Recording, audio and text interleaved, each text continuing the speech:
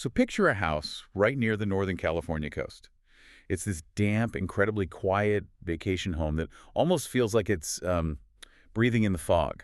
Right, like it's totally isolated. Exactly.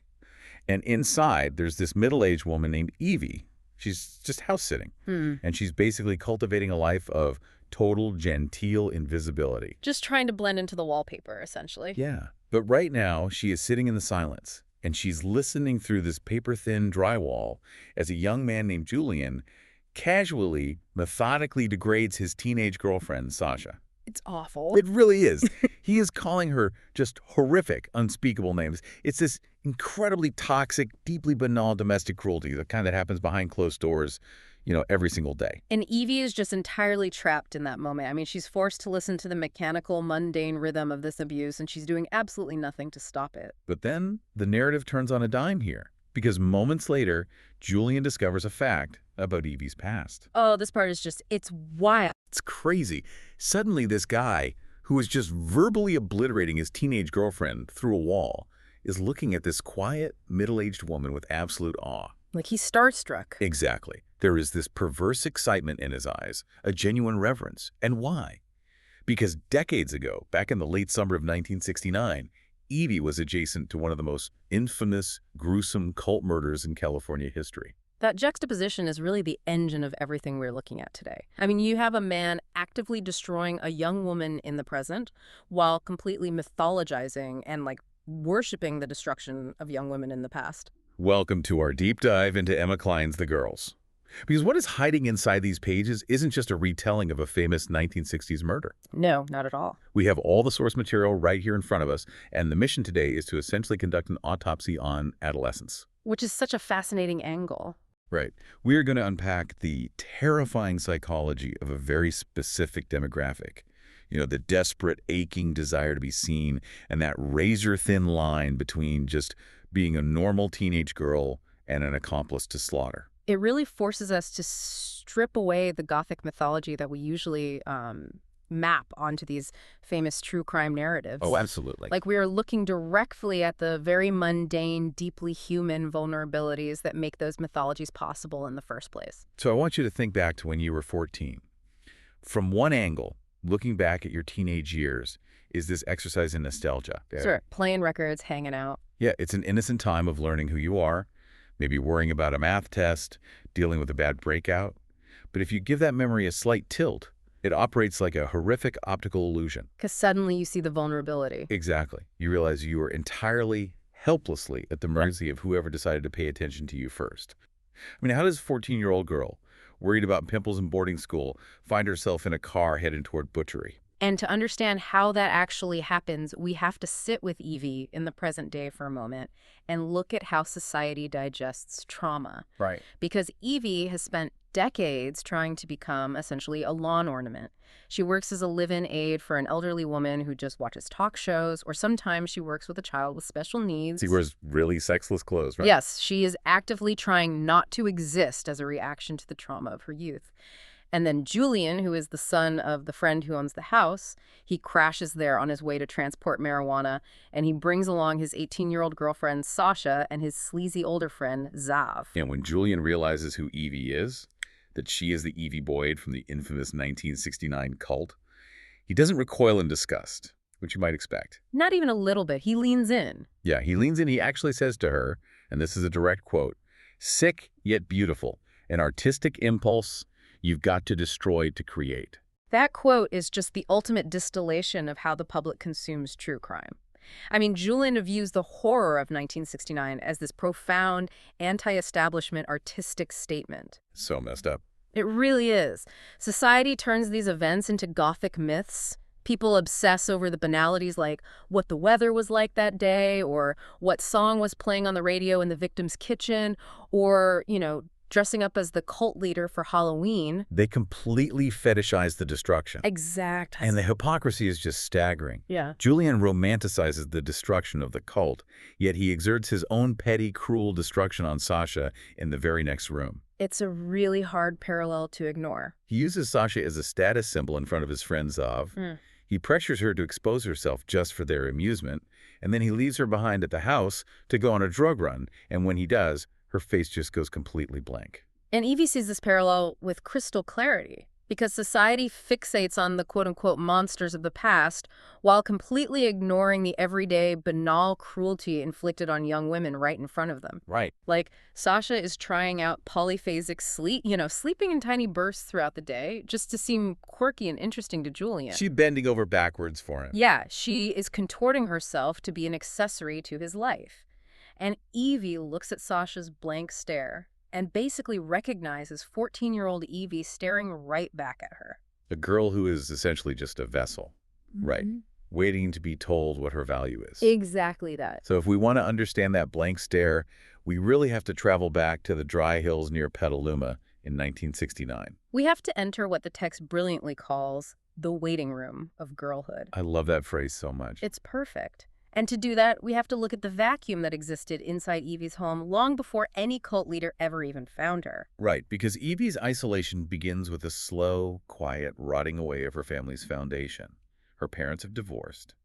Her father, Carl, has taken up with an assistant named Tamar, who is barely older than Evie. Which is just so uncomfortable. Beyond uncomfortable. Tamar wears Evie's mother's lipstick. She uses these milk protein cleansers. Evie is forced to sit in this incredibly awkward competitive space with a woman who is essentially her peer, competing for her own father's resources and attention. Meanwhile, her mother, Jean, is totally spiraling. I mean, she's a woman who is discarded by the traditional 1950s nuclear family structure that she built her entire identity around. Yeah, she did everything right, according to society, and it still blew up. Exactly.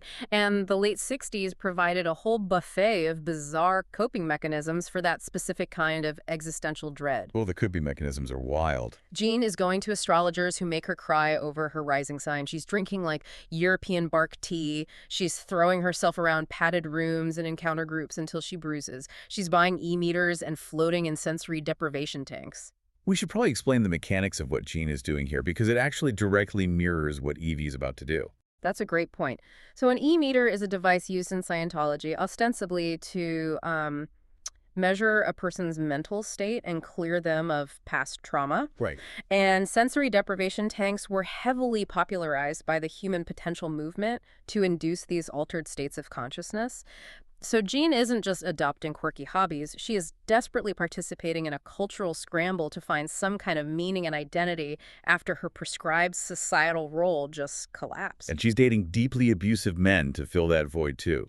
There's this guy named Frank, the quote-unquote gold miner, who clearly has zero respect for Jean or Evie. He's awful. So the tragedy here is that both of Evie's parents are performing their new lives so intensely that Evie just becomes invisible. Completely. She is physically cared for, like they have money. Her grandmother was actually a moderately famous actress, but psychologically, she is a ghost in her own home. Which leaves Evie entirely alone to navigate the performative nature of adolescence alongside her friend Connie. Performative is definitely the key word there.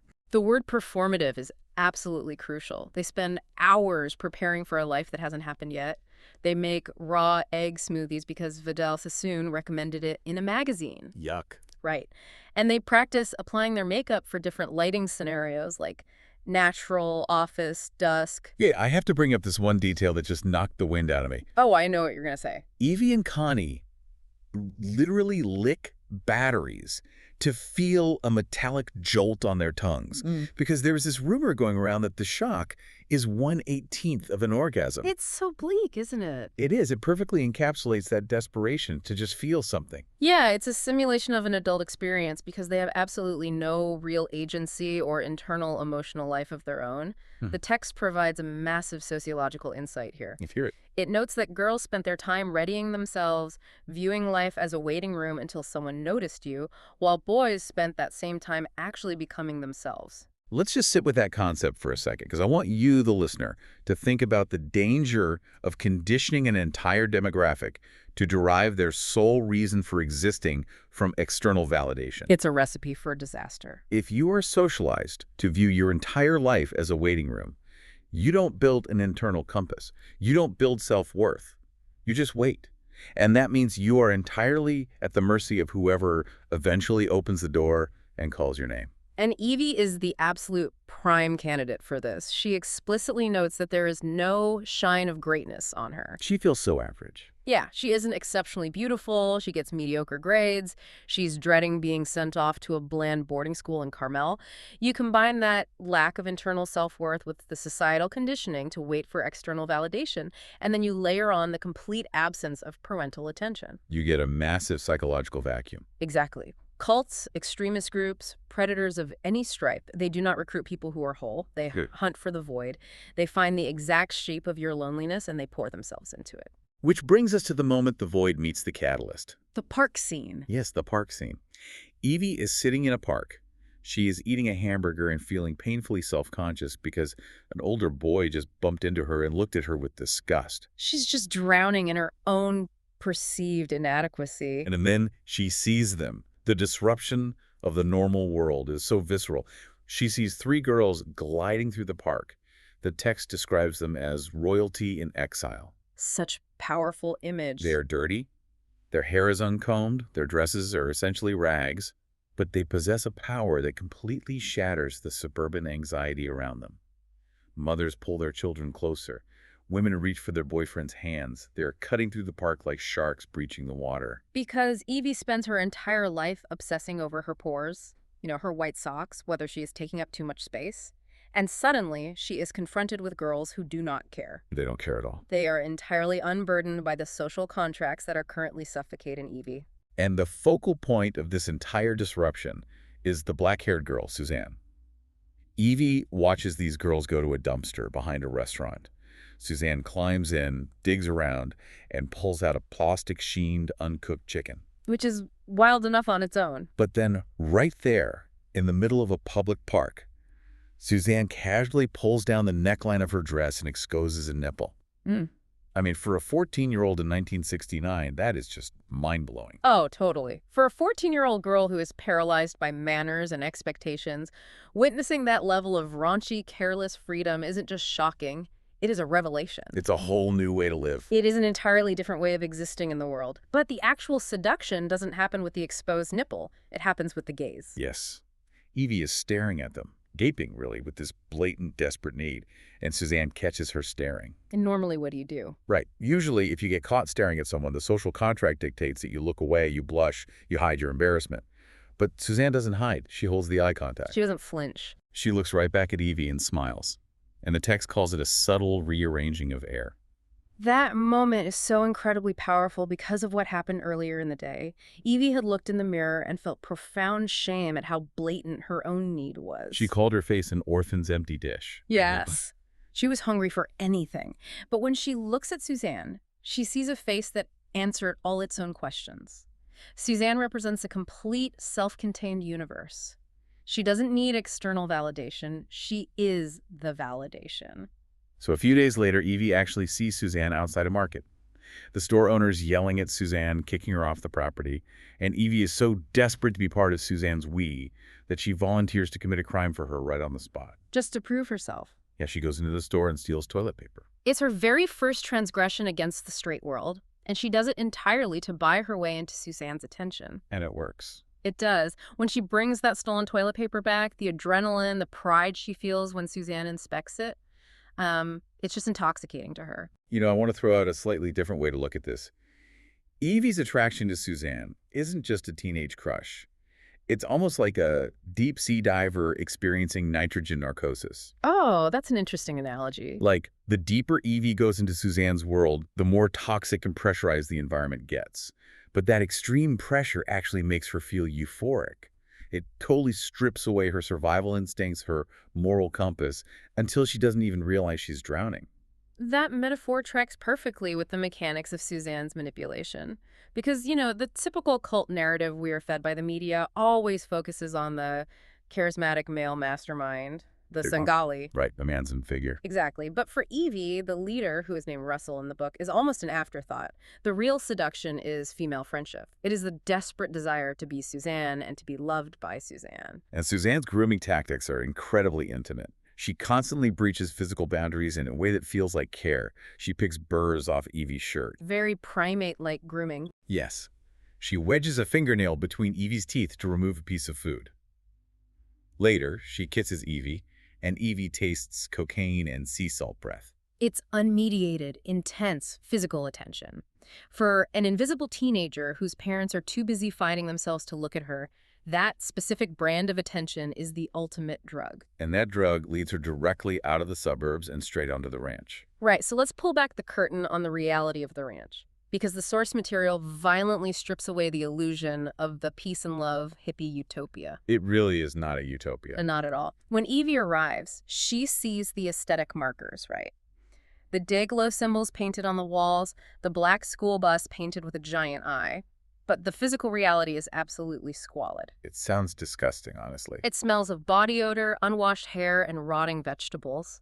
They are surviving on green, poisonous potatoes and whatever food Suzanne can steal. And the treatment of the children on the ranch is probably the most glaring indicator of the underlying pathology here. It's heart-wrenching. You have toddlers, like Nico, running around in filthy, sagging diapers, scratching other kids' faces until they bleed.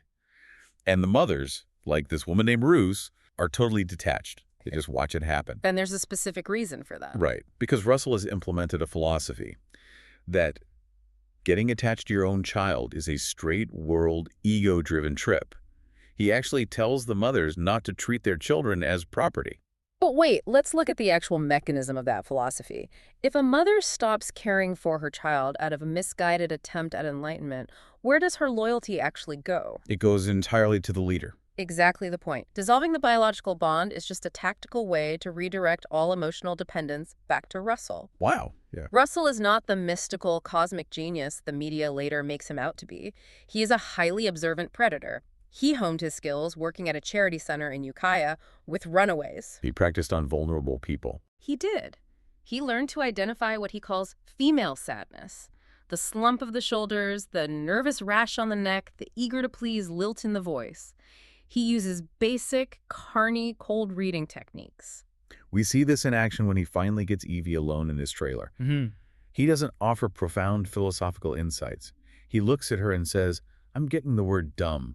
They taught me the word dumb. They've tried to ruin this beautiful, special girl." It's so calculated. He takes her deepest insecurity, her fear of being average and stupid, and validates it, making her feel uniquely seen. And his physical escalation is meticulously calibrated too.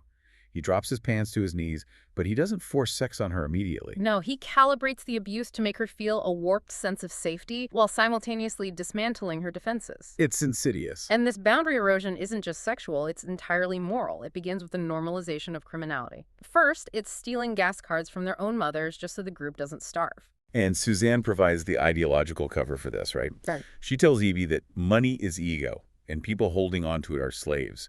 By stealing, they are just equalizing the forces of the world. Which leads to a deeply unsettling scene where a group of them break into the Denton house, which is just a nice, normal, wealthy suburban home. But they don't break in to steal jewelry or televisions. No, they break in to fondle the mother's stiff brassieres in the bedroom. They move a blue glass 4 inches to the left on a table. Just to mess with them. Yeah, they're doing this just to disrupt the grid of the straight world. Russell calls this psychological concept disappearing the self.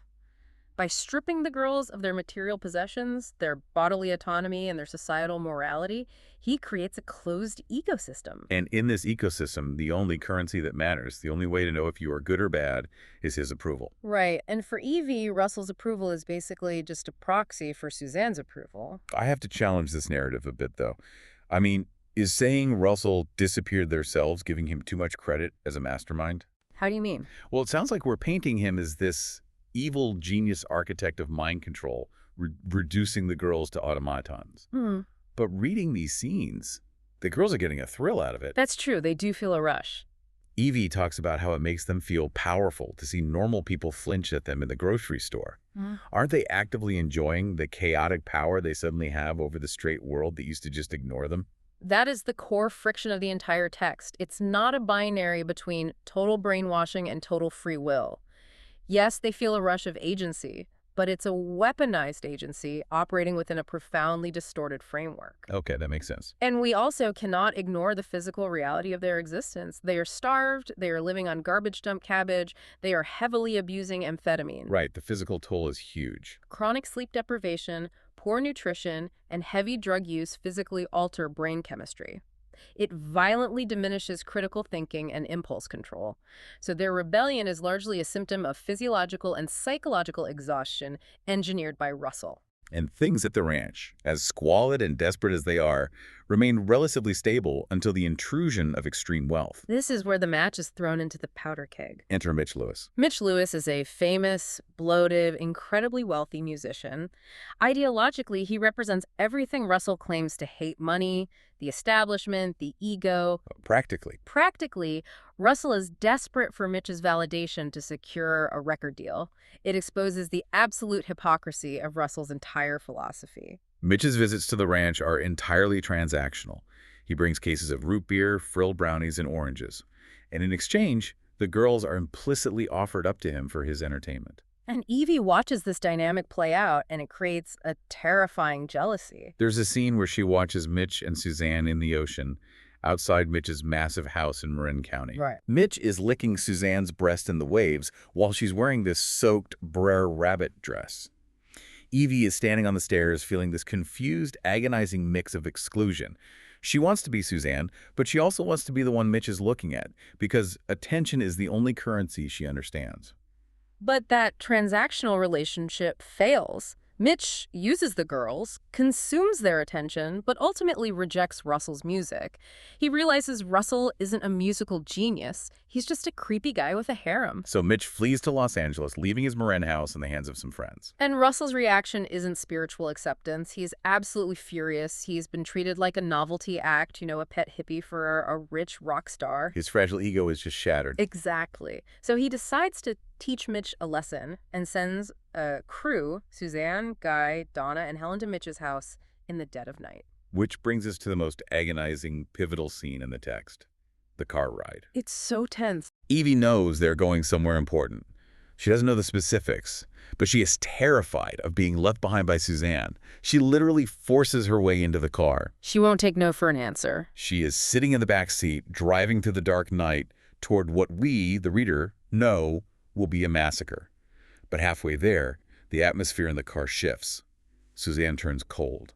She looks at Evie and tells her to get out on the side of a dark highway. Evie is devastated. She begs to stay. She pleads. But Suzanne is relentless. Evie shuffles out of the car. The dome light snaps off, returning the car to total darkness, and they drive away, leaving her completely alone on the shoulder of the 101. Why does Suzanne kick Evie out?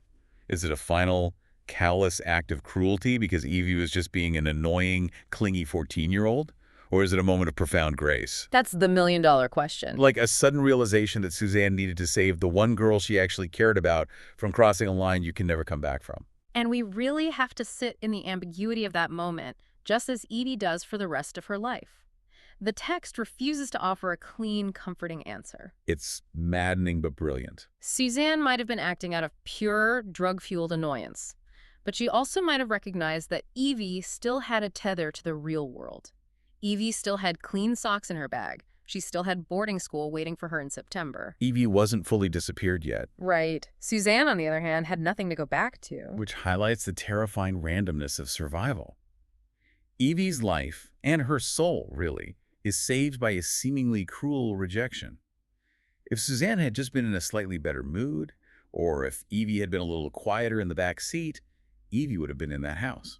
And we absolutely must talk about what happened in that house, because the text does something vital here. It strips away the true crime glamour and forces us to look at the butchery, the sheer incompetence and the banality of evil. Yes, the victims in Mitch's house weren't symbols of the establishment. They weren't political targets. They were real, mundane people. Just people living their lives. There was Scotty, the caretaker, who was just worrying about whether he'd clean the pool properly. Gwen, a friendly college grad who was taking a shower. Yeah. Linda, a beautiful young mother whose overnight bag was leaking clothes onto the floor. And Christopher, her 5-year-old son, clutching a grimy stuffed lizard. And the violence that descends on them isn't a choreographed, mythic ritual of anti-establishment rebellion. It is a grisly, frantic, deeply incompetent reality. It's messy. Guy's knife actually snaps on Scotty's bone because he hits it with such desperate, uncontrolled force. I need to slow down on one specific detail because it is, to me, the most horrifying part of the entire book. Gwen. Yes, Gwen manages to escape the house. She falls on the front lawn. And because she was raised as a woman in society to be accommodating, to not make a fuss, she literally asks Donna if she could die already as Donna is stabbing her. It's chilling. It is the horrific collision of normal societal manners with absolute savagery. A woman apologizing for taking too long to be murdered. It perfectly encapsulates the book's thesis on the socialization of women. Gwen is polite to her murderer, and inside the house we get the most chilling detail of all, involving Suzanne. Tell them about the knife. In the final moments, Suzanne pulls the 5-year-old boy into her lap. The text says she treated the knife like a gift she was giving him. The amphetamines, the sleep deprivation, the psychological unmooring, it all coalesces into this moment of absolute terrifying delusion where she equates slaughter with care. And you contrast that horrific, supposedly mythic crime with how they are actually captured months later. Society loves the idea of a brilliant cat-and-mouse game, an elaborate sting operation involving genius detectives tracking down mastermind killers. No, but reality is much more pathetic than that. They're caught shivering in a squalid tent encampment in Panamint Springs in the desert. And why? Because of Helen. Because Helen, who is still so desperate for any kind of attention, bragged to a cellmate in a Bakersfield jail about using a stolen credit card. That's it. The capture shatters the illusion of their invincibility completely. When the police arrive, Russell doesn't make a grand philosophical stand. He tries to run away across the scrub grass and is immediately forced to his knees. He's a total coward. He is. The children are taken away by social services with distended bellies and lice-infested scalps. The girls spit in the dirt. It proves they weren't enlightened. Cosmic beings carrying out a grand design. They were starving, drug-addicted, profoundly neglected kids led by a fraud. And the myth we project onto them says more about our own need to make sense of senseless violence than it does about their actual intelligence. They were deadly, not because they were evil geniuses, but because they had entirely surrendered their moral compass to a collective madness. They had outsourced their conscience to a man who didn't have one. Which leaves Evie holding the bag of her own survivor's guilt. Let's look at the long echo of trauma, starting with the immediate aftermath. Because while Suzanne and the others are hiding out in the desert, Evie actually goes to her fancy Carmel boarding school in September. And the whiplash is just jarring. She is thrust back into a world of pristine uniforms, the tuck shop, girls wearing mohair sweaters and writing letters to their kittens. And Evie is carrying a secret that could completely destroy her life. She hides 2 Polaroids of the cult inside a book she knows she'll never read. She is living a double life. And then comes the phantom visit. Right. Before the arrests are made, Suzanne actually tracks Evie down and shows up at the boarding school. It's an incredibly tense, terrifying scene. Suzanne just appears, she looks feral, she has a blood blister under her fingernail. She mocks the pristine environment of the dorm room, bouncing on Evie's roommate's bed, looking at the World Book encyclopedias, and then she leaves with a silent, threatening smile. It's a stark reminder to Evie. We have a secret tether forever. You can put on the uniform, you can pretend to be a normal teenager, but you belong to us. And that tether brings us all the way back to the present day, around the campfire with Sasha. Sasha, who is full of naive, true crime teenage curiosity, asks Evie the question everyone wonders, but rarely has the audacity to ask. Did you ever think you could have done what they did? And Evie's internal realization in response to that question is the chilling core of this entire text. She thinks, there wasn't that much difference between me and the other girls. It's the psychological equivalent of standing on the edge of a cliff. You didn't jump, but you felt the urge to jump. You felt the wind pulling you forward. And, deep down, that under slightly different wind conditions, you would have gone over. Exactly. Evie realizes that morality isn't this inherent, unbreakable steel rod inside of us. It is incredibly fragile. It is highly dependent on circumstance, on who is holding our hand, on how hungry we are for love. Evie recognizes the simmering, unarticulated hatred that exists in all young girls who are constantly degraded, ignored, and patronized by society. She remembers older men putting their hands on her, filmmakers telling her to eat her vegetables while completely dismissing her humanity. That societal dismissal creates a raw fuel of resentment. The cult didn't invent that hatred in those girls. They just recognized it, validated it, and weaponized it. Evie realizes that Suzanne giving her the boot from that car wasn't just a rejection. It was the ultimate gift. It was a chance to live a normal, boring life, to pay bills, to buy groceries, to get her eyes checked as she ages. A continuous, lifelong process of basically backing away from the edge. Because she knows exactly how close she came to falling over. We've covered an immense amount of ground today. We've traced the path of a bored, lonely 14-year-old girl in Petaluma, desperately waiting for her life to start, all the way to the very brink of one of the most infamous crimes of the 20th century. It's a heavy journey. It is. The Girls forces us to stop looking at the charismatic, manipulative leaders, the Russells of the world.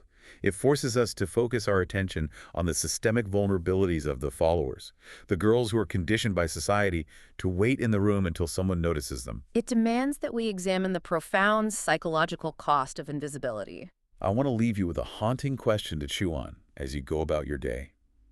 We spend immense amounts of societal energy warning young people, especially young women, about the obvious dangers in the world. We warn them about the strangers with candy, the monsters lurking in the dark alleys, the overt threats. Right, the obvious bad guys. But what if the greatest danger isn't a monster at all? What if the greatest danger is simply someone who looks at an invisible, lonely person and for the very first time in their life makes them feel completely and utterly seen? How secure is your own moral compass really if the right person, at your absolute weakest moment, offered you the exact kind of love you were starving for?